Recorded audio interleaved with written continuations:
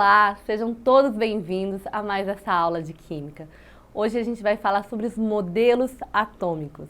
Meu nome é Carla e bora lá para mais uma aula de Química. Então aqui a gente começa falando sobre os modelos atômicos. Então por trás de cada modelo atômico, a gente teve grandes cientistas, né, que pensaram ali, né, que desenrolaram essa questão dos modelos atômicos. Então lá na antiguidade, a gente não tinha como definir a questão do átomo porque a gente não tinha os microscópios que nós temos hoje. Então esses modelos atômicos, eles eram baseados em experimentos, em teorias e muitos cálculos, né? Então a gente tem ali, ó, na Grécia Antiga, a gente vai ter o Demócrito, depois a gente tem o modelo atômico de Dalton, o modelo atômico de Thomson, o modelo atômico de Rutherford, o modelo atômico de Bohr e os modelos mais atuais. Aqui na nossa linha do tempo, a gente começa lá em 1825 a.C., né? Há muito tempo atrás. Né? Então, todo o homem, né, sempre teve essa curiosidade de saber do que era formado todas as coisas. E aí, a partir dessa indagação, foram surgindo os modelos atômicos. Então, a gente tem ali o Demócrito, em 470 a 360 a.C., que ele falava que a matéria teria o quê? Um limite de divisibilidade. Então a gente teria ali, por exemplo, uma pedra, a gente ia dividindo ela em pedaços bem pequenos até chegar no momento que ela não teria mais como ser dividida, né? Então por isso que o nome do átomo é átomo, que significa indivisível. Então esse foi o primeiro modelo, que é o primeiro modelo atômico, porém ele era só filosófico, não tinha ali nenhum experimento, né, por trás desse modelo. Os próximos modelos, a gente vai ver que tem ali um cunho científico, tá? Então depois a gente tem o modelo de Aristóteles, né, que também é um modelo filosófico, que ele falava que toda a matéria era composta pelo quê? Pelos 4 elementos, pelo ar, pelo fogo, pela terra ou pela água. Esse daí é o modelo de Aristóteles.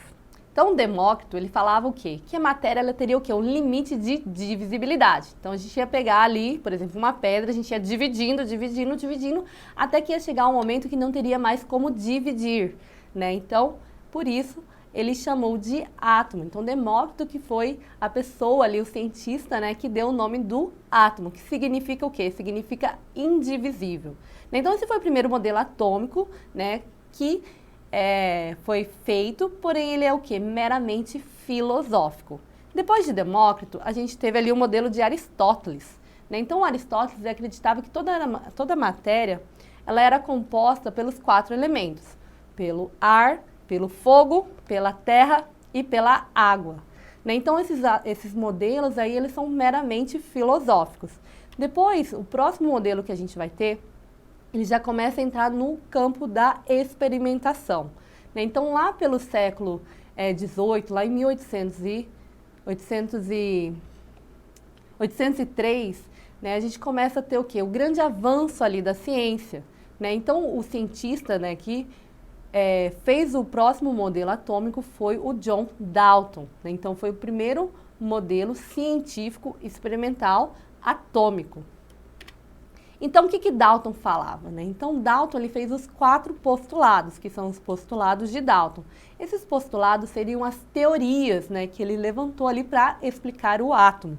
Então, primeiro ele falou que o átomo era esférico, maciço, indivisível e indestrutível. O segundo postulado é que os átomos de elementos diferentes têm massas diferentes. O terceiro fala que os diferentes átomos se combinam em várias proporções, formando o quê? Novas substâncias. E o quarto, os átomos não são criados nem destruídos, apenas trocam de parceiros para produzirem novas substâncias. Então, esse modelo atômico ele ficou conhecido como modelo de bola de bilhar, né? Exatamente por conta dessa semelhança ali com uma bolinha ali de sinuca, com uma bola de sinuca. Então, ali ele falava que teria os átomos, né, e cada um desses átomos seriam esferas maciças e elas iam diferir em relação ao tamanho. Então, a gente teria o átomo do bromo, que seria um pouquinho maior, o átomo do hidrogênio, que seria um pouquinho menor, e assim por diante. Então, esse modelo ficou conhecido como o modelo de bola de bilhar. Porém, gente, esse modelo, depois de um tempo, a gente descobriu que tinha falhas, né? Então, cada modelo atômico, né, ele sempre vai ter uma experimentação e depois a gente vai ter uma falha no modelo, né? E aí a gente passa para o próximo modelo, né? Então, qual foi a falha ali do modelo de Dalton? Então, essa falha do modelo de Dalton é que ele não tinha a questão das partículas, das subpartículas. Então, a inexistência das subpartículas, que seriam os elétrons, os prótons e os nêutrons. Então, nesse modelo do Dalton, ele não colocou nessa questão das subpartículas a ausência das cargas elétricas e também ele não explicou a questão da eletricidade e nem da radioatividade. Então, essa daí foi a falha na teoria de Dalton. O nosso próximo modelo é o modelo do Thomson, né? Então, o Thomson foi um outro cientista no qual ele o quê?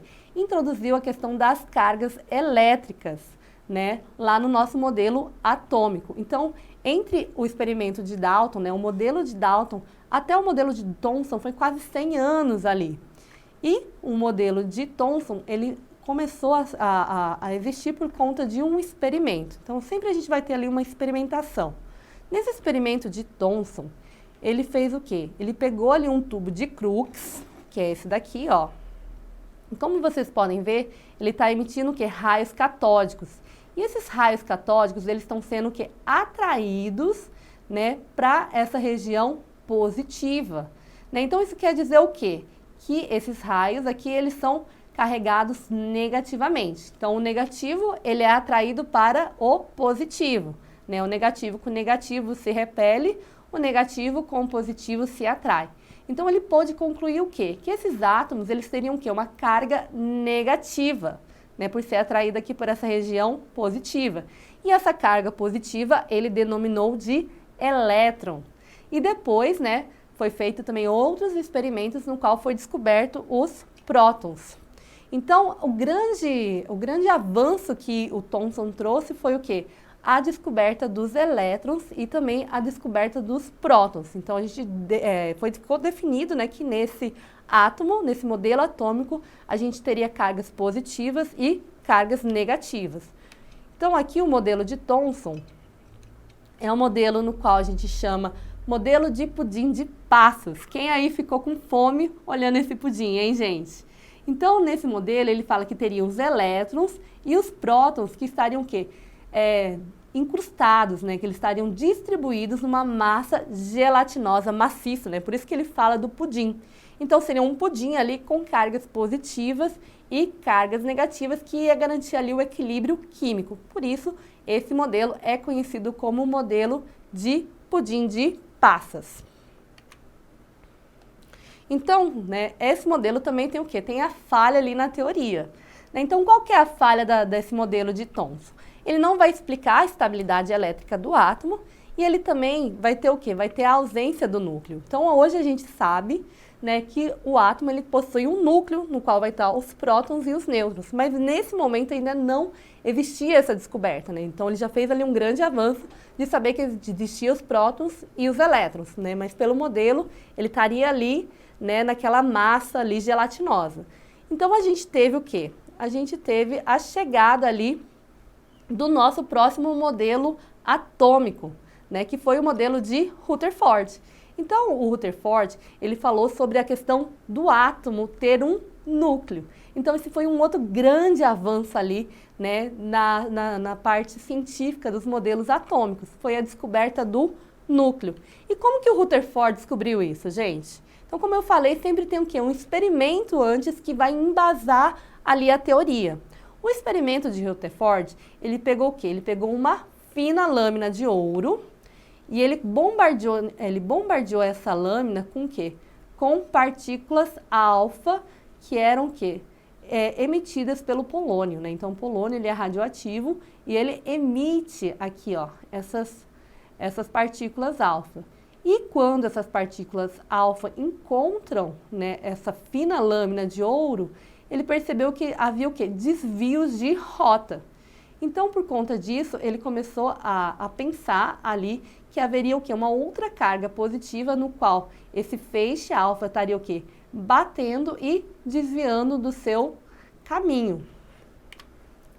Aqui nesse slide a gente consegue ver o melhor. Então, aqui a gente tem a partícula alfa batendo aqui no núcleo do átomo e sendo desviada aqui, ó, para a lateral. Então, esse daqui foi o experimento de Rutherford.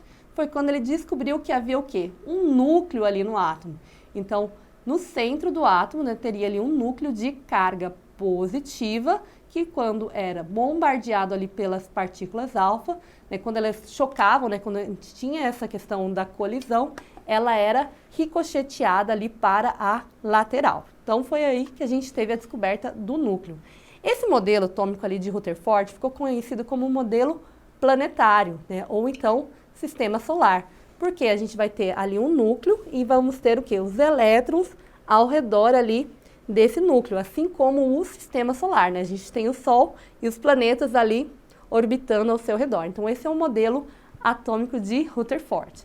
Porém, né, como até a gente está vendo até agora, sempre tem uma falha ali, né, um erro ali no modelo. E qual que foi o modelo, né? Qual foi a falha no modelo de Rutherford? Então, a falha desse modelo é que toda carga elétrica em movimento vai o quê? Vai perdendo a energia cinética. E com a perca dessa energia cinética vai haver o quê? Uma colisão entre o elétron e o núcleo. Então, quando esse elétron que vai perdendo a sua energia, ela vai bater, ela vai chocar ali com o núcleo e vai o quê? Destruir o átomo. Então, esse daqui foi o erro ali do modelo atômico de Rutherford. Então, a gente sabe, né, que os átomos eles não estão aí sendo destruídos, porque se eles tivessem sido sendo destruídos, nada existiria. Então, ficou constatado que, gente, que tinha essa falha ali no modelo de Rutherford. Então, a gente vai ter um próximo cientista, que foi o Bohr, né, que depois de 2 anos, então eles já eram ali da mesma época, eles andavam ali próximos, eles até se conheciam, né? E aí o Bohr, ele encontrou esse erro ali nessa teoria do modelo atômico de Rutherford. Então, Bohr, né, através de estudos e também de vários experimentos, ele o quê? Ele descobriu um novo modelo atômico, né? Então, ali, o modelo de Rutherford é de 1911, já esse novo modelo ali de Bohr é de 1913. Então, qual foi o experimento ali que Bohr fez para comprovar esse novo modelo atômico? Então, ele estava lá fazendo seus estudos, né? Eles eram muito estudiosos, eles faziam muitos experimentos, e ele estava estudando o quê? O espectro de emissão do gás hidrogênio. Então, ele pegou esse gás hidrogênio, ele aprisionou em uma ampola que foi submetida a uma alta diferença de potencial, né, elétrica, e ele percebeu que ela, o quê? Ela emitia uma luz vermelha, né, e ele ficou intrigado com essa luz vermelha. E aí, ele percebeu que quando essa luz vermelha ela incidia num prisma, ela se subdividia em diferentes comprimentos de onda e frequência, que a gente caracteriza ali por espectro luminoso descontínuo. Então, um prisma, ele funciona assim, você incide uma luz e a partir do momento que ele encontra esse prisma, ele vai o quê? Ele vai ser subdividido ali em vários espectros. Então, Bohr ele percebeu que isso acontecia ali com o gás de hidrogênio. E aí, ó, para vocês entenderem um pouco melhor, né, como que funciona, o gás aqui de hidrogênio, ele é aquecido, né, em alta temperatura, ou então ele pode ali receber uma descarga elétrica e ele vai emitir uma luz, né? E essa luz que é emitida, quando ele passa ali por um prisma, ele vai se decompor e vai gerar o quê? Linhas distintas, né, que a gente chama de espectro.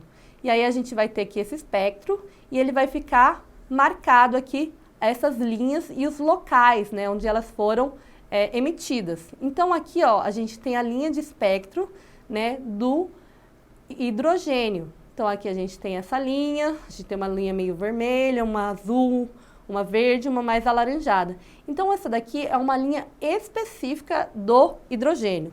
Então a gente descobriu que o quê? Cada átomo ele vai ter um próprio espectro, né? Ele vai ter um espectro diferente do outro. Então isso faz parte do quê? Da identidade ali daquele elemento químico. Então a gente tem aqui o espectro, por exemplo, do hidrogênio. Olha, ele tem aqui essas linhas que são específicas, são únicas ali do hidrogênio. Como você e eu temos as nossas impressões digitais, né? Os átomos também têm essa impressão ali no espectro. Então aqui a gente tem o mercúrio, que também vai ter as suas linhas bem específicas e únicas do mercúrio, e o neônio também, olha que lindo o neônio, cheio aqui de luzes, né, de cores. Então foi esse o experimento, né, que Bohr realizou.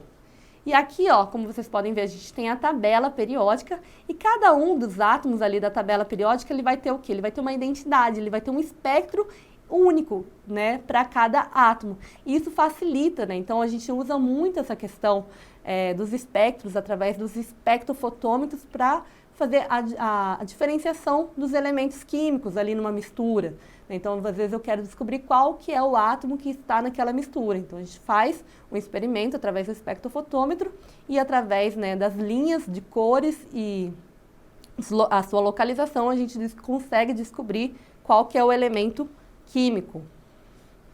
Então, aqui, ó, os elétrons, né? E aí agora a gente entra na parte do postulado de Bohr. Quais são as teorias que Bohr, né, ele começou a colocar depois que ele fez essa descoberta?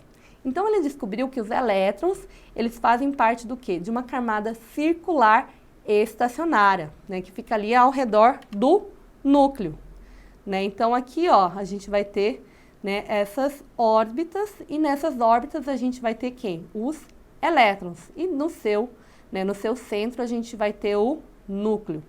E ele colocou que essas camadas são estacionárias, né, diferente ali do modelo de Rutherford, que esse elétron ia perdendo força, né, e ele acabava colapsando aqui no núcleo. Nesse modelo de Bohr, isso não acontece, por isso que ele é mais correto, né, que o modelo anterior. Então, ainda nesse primeiro postulado de Bohr, os elétrons eles vão estar o quê? Divididos em camadas de energia. Então, cada uma dessas camadas, elas vão ter o quê? Elas vão ter um nome. Vão ter um nome e uma quantidade máxima de elétrons que elas podem conter. Então, aqui, ó, a primeira camada, né, ela chama camada K, e ela pode ter no máximo 2 elétrons. Depois a gente tem a camada L, e ao seu, né, na sua eletrosfera, ela pode conter no máximo 8 elétrons. Depois a camada M com 18, a camada N com 32 elétrons, a camada O também com 32 elétrons, a camada P com 18 elétrons e essa última camada, camada Q, com 8 elétrons. Então, esses daí foram os postulados, né, o primeiro postulado de Bohr. O segundo postulado de Bohr, gente, e agora prestem bastante atenção porque isso costuma cair muito no Enem, né? Eles sempre perguntam, colocam em questões a respeito desse segundo postulado de Bohr, que fala sobre a questão do salto quântico ou da transição eletrônica. Presta atenção aqui, ó. Então, o que é o salto quântico? Né, então, a gente vai ter aqui, né, o elétron, e quando esse elétron, né, que está ali na sua camada de origem, que a gente chama de camada estacionária, ela recebe ali uma quantidade de eletricidade, calor ou luz, ela vai fazer esse salto, né, o salto quântico. Então, ela está nessa camada mais interna e ela salta para uma camada mais externa. E aí, esse elétron, né, vai para essa camada mais externa e depois de um tempo, ele vai o quê? Ele vai perdendo essa energia, ele vai ficando instável e a tendência dele é o quê? Ele é voltar para sua camada de origem. Então, quando ele volta ali para sua camada de origem, ele vai o quê? Ele vai devolver essa mesma energia que ele havia ganhado, né, no salto em forma de fóton de luz. Prestem atenção aqui nesse GIF para vocês entenderem. Então, aqui a gente tem um elétron lá, orbitando, ele vai receber uma energia, né, que vai ser fornecida, e ele vai fazer esse salto quântico, essa transição eletrônica. Então, ele vai para uma camada mais energética, para uma camada mais externa. Então, depois de um tempo, ele vai perdendo essa energia, e aí, à medida que ele vai perdendo essa energia, ele retorna para a sua camada de origem. E nesse retorno, o que ele faz? Ele vai emitir luz ou calor. Então, quando ele retorna para essa camada menos energética, ele vai fazer essa liberação de luz e calor, ou calor, né? Então, aqui, ó, a gente tem mais um exemplo, né? Então, ó, ele retornando, emitindo luz, emitindo calor ou algum tipo de raio. Vamos ver quais são esses. Então, ó, quando ele retorna, ele pode liberar ali uma luz de cor bem definida, então tá ali dentro do espectro visível. Lembra que a gente falou dos espectros? Então, cada átomo, ele vai o quê? Liberar ali um espectro de uma cor específica, né, para aquele átomo. Então, ele pode liberar em forma de cor, ele pode também liberar ali na forma de ultravioleta, né? Ele também pode liberar ali na forma de infravermelho, né, que vai ter a questão do calor, também no raio-x e outros tipos de raios e ondas. Então, esse é o postulado de Bohr. E como que a gente aplica isso, né? Então, na aplicação, a gente tem aqui o teste de chamas, que é muito conhecido ali na química, é muito realizado ali, né, nas escolas, para a gente o quê? Definir a cor de cada sal, né? Então, a gente tem ali os átomos e todos eles possuem uma coloração específica, né? Foi aquilo que Bohr ele mostrou ali no seu experimento. Então, a gente tem aqui o lítio, ó, ele tem uma cor bem vermelha, o estrôncio, ele é meio roxinho ali, meio lilás. O sódio, ele é bem amarelo e guardem essa informação, depois a gente vai utilizar. A gente tem aqui o cobre, que ele é bem verde, e esse potássio, que ele está meio alaranjado, né? Então, como que é feito esse teste de chama? A gente vai pegar ali um pouquinho do sal, provavelmente esse aqui é o sal de lítio, né? Até pela coloração dele.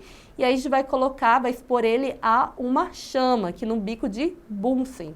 Então, ele vai liberar o quê? A cor bem vermelha. Isso ocorre porque a gente fornece energia ali para os átomos, né, do lítio, e aí esses átomos vão ter os seus elétrons que vão para essa camada mais externa. E à medida que ele vai para essa camada externa, ele ganha energia, mas depois ele vai perder essa energia, e quando ele retorna para essa camada mais interna, ele libera luz, né? Então, ele vai liberar ali a luz de acordo com a sua coloração. Então, por isso que essa chama fica bem vermelha. Esse daqui é um teste muito legal de ser feito e muito bonito também.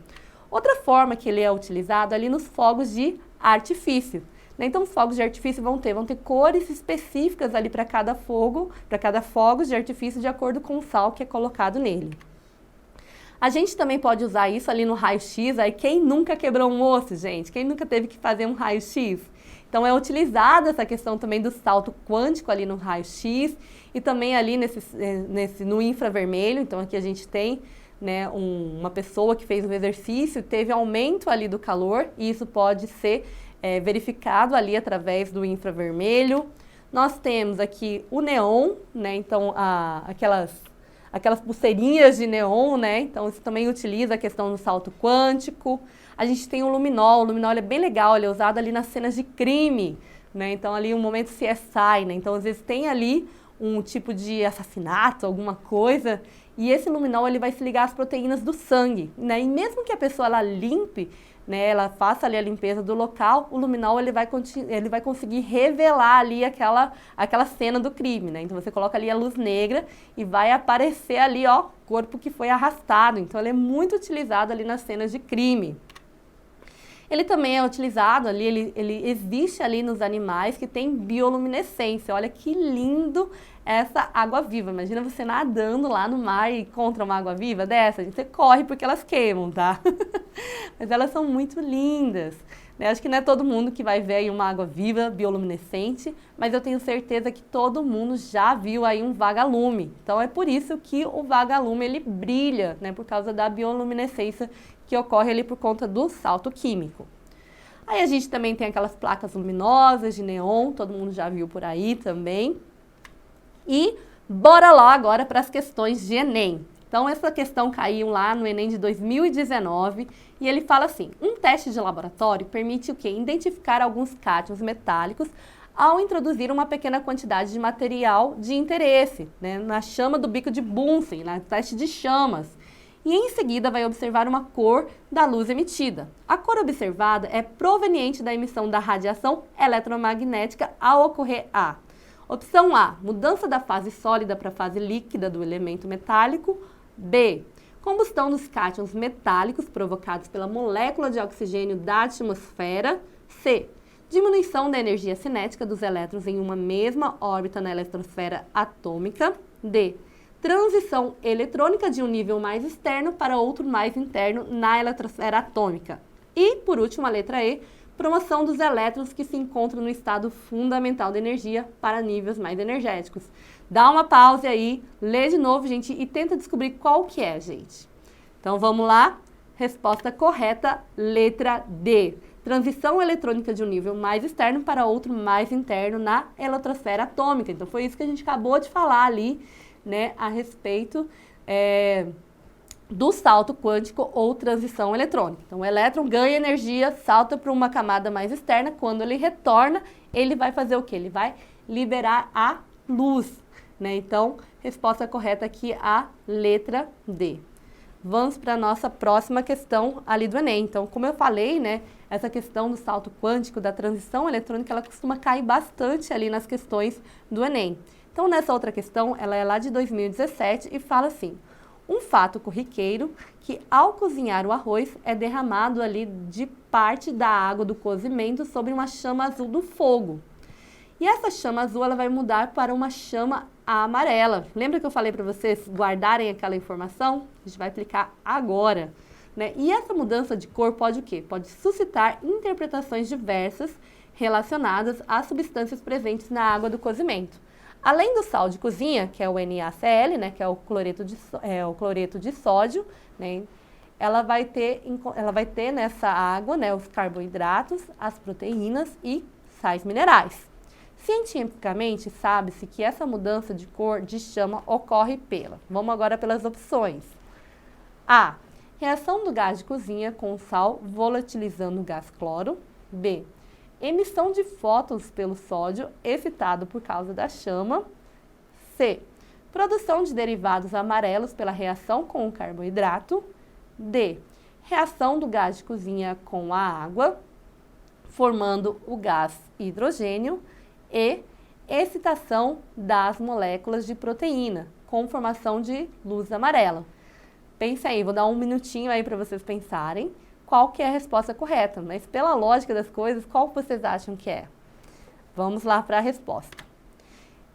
Então, a resposta correta é a emissão de fótons pelo sódio, excitado por causa da chama. Então, a gente já tinha falado ali que os elétrons, né, ali do cloreto de sódio, né, do sódio, ele tem uma coloração amarelada, por isso que fez essa chama amarela. Então, ele recebeu ali, né, a questão da energia proveniente do fogo, ali do fogão, da chama do fogão, ele passou para essa camada mais externa e no seu retorno ele emitiu ali um fóton de sódio. Então, gente, vamos relembrar aí um pouco o que a gente estudou hoje. A gente viu bastante coisa, né? A gente viu todos os modelos atômicos, então sempre quando surgia uma nova experimentação, uma nova descoberta, surgia ali um modelo atômico. Depois de um tempo a gente começava a descobrir, né, os cientistas eles viam ali quais eram os erros daquela teoria e faziam um novo experimento trazendo um novo modelo atômico, né? Então a gente teve ali os modelos atômicos antigos da Grécia Antiga, depois a gente já teve ali Dalton. Depois a gente teve o modelo atômico de Rutherford, de Bohr e por último a gente teve outros modelos atômicos que são os modelos atômicos mais recentes, mas esses não costumam ser ali cobrados no Enem. Então a gente viu todos esses modelos atômicos, depois por último a gente viu essa questão da transição eletrônica, do salto quântico e finalizamos aqui a nossa aula, né, com as aplicações desse salto quântico e também as questões do Enem. Então, muito obrigada por vocês me acompanharem em mais essa videoaula. Espero que vocês tenham gostado e até a próxima aula. E não se esqueçam, para mais aulas e mais questões, entrem lá na plataforma Eduque. Um abraço e até a próxima aula.